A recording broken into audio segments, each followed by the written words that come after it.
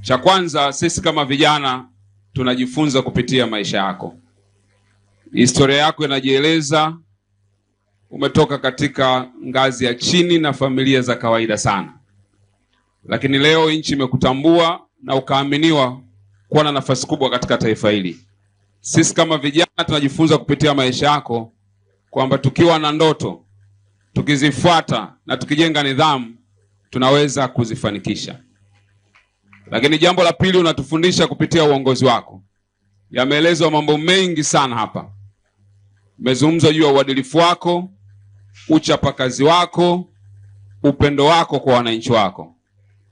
Ningependa kukuhakikishia sisi kama vijana ambao wapo uliowalea kwa karibu na wapo ambao umetulea kwa mbali, wote pamoja tunasema tutafuata nyayo zako na tutajifunza kupitia uongozi wako. Lakini mwisho kabisa, Mheshimiwa Waziri Mkuu mstaafu, wapo wanaoanza vizuri lakini wanamaliza vibaya. Umati huu na mambo yanayozungumzwa hapa yanatufundishwa sisi tuliokana katika uongozi kwamba tusianze tu vizuri lakini pia tumalize vizuri. Maneno yaliyozungumzwa hapa ni mazito, na mimi naona nimekuja darasani na nimechukua notes zangu vizuri, na nikuahidi kama waziri pia ambaye nimepewa nafasi na dhamana kwa ajili ya vijana wa taifa hili, tutaendelea kutumia somo lako katika mitaala kwa vijana wengine, kwamba tunao mfano wa kujifunza kufuata nyayo zake. Mwisho kabisa, vijana wenzangu wa Ruangwa, Mheshimiwa Rais Daktari Samia Suluhu Hassan imempendeza kuunda wizara maalum inayoshughulika na masuala ya vijana.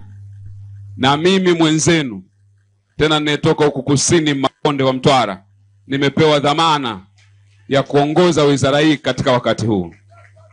Daktari Samia Suluhu Hassan anakuhakikishia vijana wote wakiwemo vijana wa Ruangwa kwamba Tanzania na serikali anayoiongoza ina makusudi maalum ya kuwezesha kiuchumi katika masuala mbalimbali yanayohusu vijana na kuwapa vijana kipaumbele na sauti katika mipango na maendeleo ya taifa letu.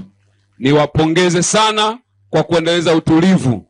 Ili ni kati ya eneo ambalo hatujasikia changamoto yoyote iliyoletwa na vijana.